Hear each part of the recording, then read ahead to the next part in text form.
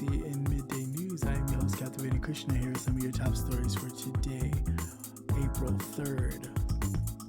Jared Kushner's appearance at Donald Trump's coronavirus press conference left many scratching their heads. Russian plane with coronavirus medical gear lands in the U.S. after Trump and Putin call. The U.S. freezes shipment of protective gear overseas, as well as it's the official start of the 2020 census, but no one counted on a pandemic. And New Jersey warns about false messages urging minorities to abandon social distancing. And finally, privately funded surveillance planes to begin patrolling Baltimore skies. Let's get to the news. Jared Kushner, the son-in-law of President Donald Trump, made an appearance at the daily White House coronavirus briefing on Thursday, giving that several people had openly criticized how the administration has been handling the briefings. It seems that few found his presence to be reassuring. What the president adds is that all of the recommendations we make are based on data. Kushner said at one point he wanted us to be very rigorous to make sure that we are studying the data, collecting the data. A lot of things in this country are happening very quickly, and we want to make sure that we're trying to keep updating our models and making sure that we're making informed decisions and informed recommendations based on the data that we're able to collect and put together. And the president wants to make sure that we had the best people doing the very best jobs and making sure that we had the right people focused on all the things that needed to happen to make sure that we can deliver in these unusual times for the American people. As the global tally for the coronavirus cases have topped more than 1 million, on Thursday, people have been imploring for more factual, relevant briefings that contain hard facts and information on what the people can do to slow the spread.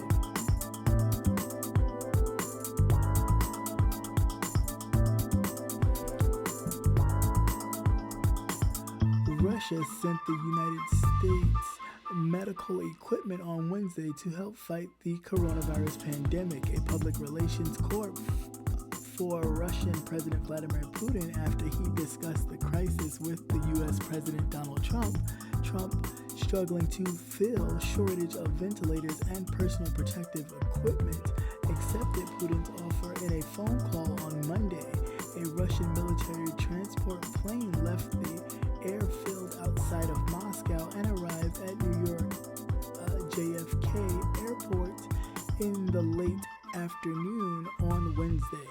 Emergency aid to Washington was a striking development. Usually the United States donates supplies to embittered countries rather than accepting them. The origin of these gifts were bound to rival criticism from the Democrats that Trump has been cozying with the Russian leader. Trump graciously accepted the humanitarian aid, the Kremlin spokesperson said, and was cited as saying by the Interfax news agency on Tuesday that Trump himself spoke enthusiastically about the Russian help after his call with Putin. The U.S. official in Washington confirmed the shipment was a direct result of Trump's phone conversation with Putin. The official said it carried 60 tons of ventilators, masks, respirators, and other items.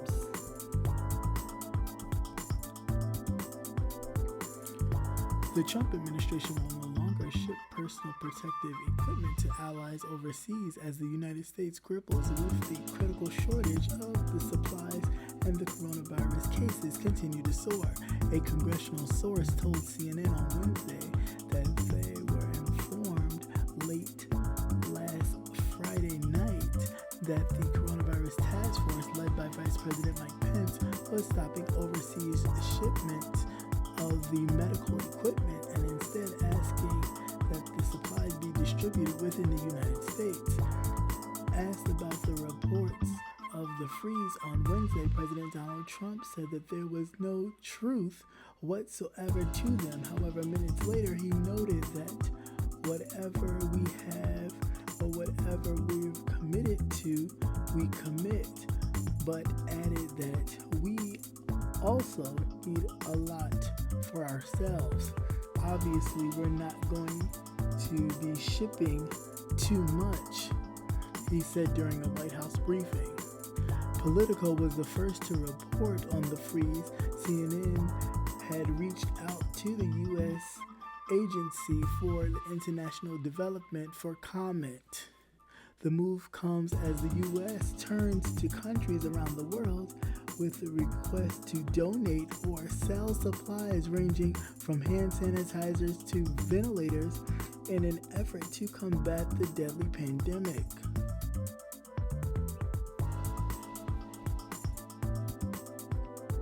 This was the year the Census Bureau was primed for a gargantuan task, remaking the census for nearly 330 million for the digital age at a time of enormous national division and obstacles to an accurate count.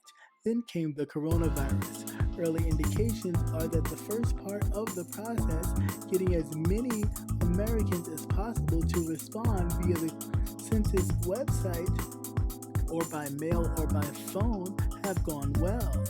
But the severe virus-related limitations on mobility and personal contact have completely unhindered a decade of planning how to accurately count those who do not rely on their own and particularly difficult to reach portions of the population.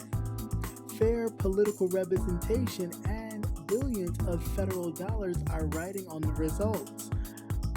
When Wednesday, April 1st is Census Day, the official beginning of the Sentinel count that began 230 years ago.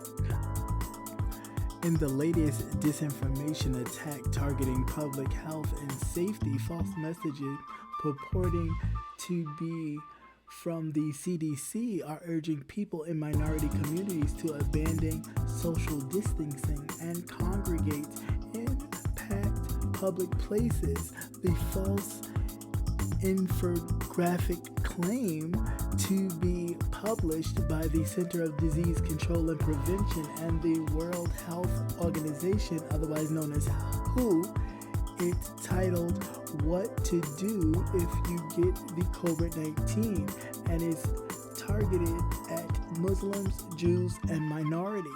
The message wrongly instructs people to visit their mosques, synagogues, and spend the day on public transportation. It also falsely advises people to spend time in diverse neighborhoods because exposed to diversity is clinically proven to provide a short-term or long-term benefits to the immune function.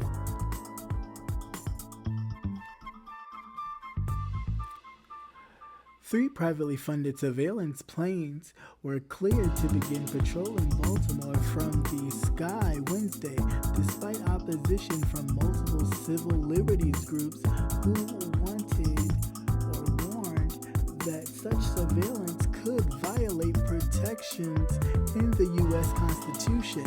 The city's Board of Estimates provided the contract on a 3-2 vote, giving the go-ahead for a 6-month pilot of the program.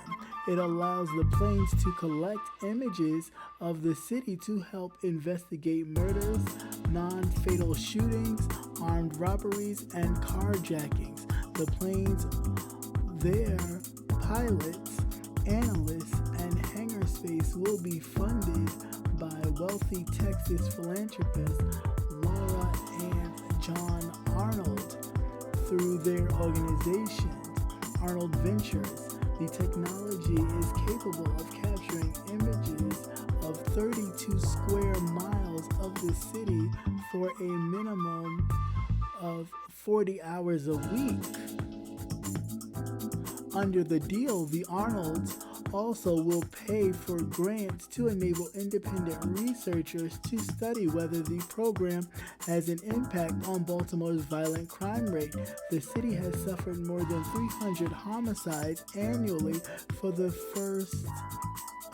last 5 years. Civil liberties advocates were sharply critical of the plan during the board meeting, which was conducted via conference call due to the COVID-19 outbreak.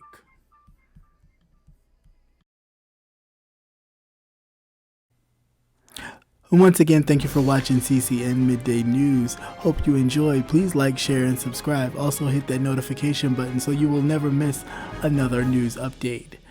Have a great day. Peace.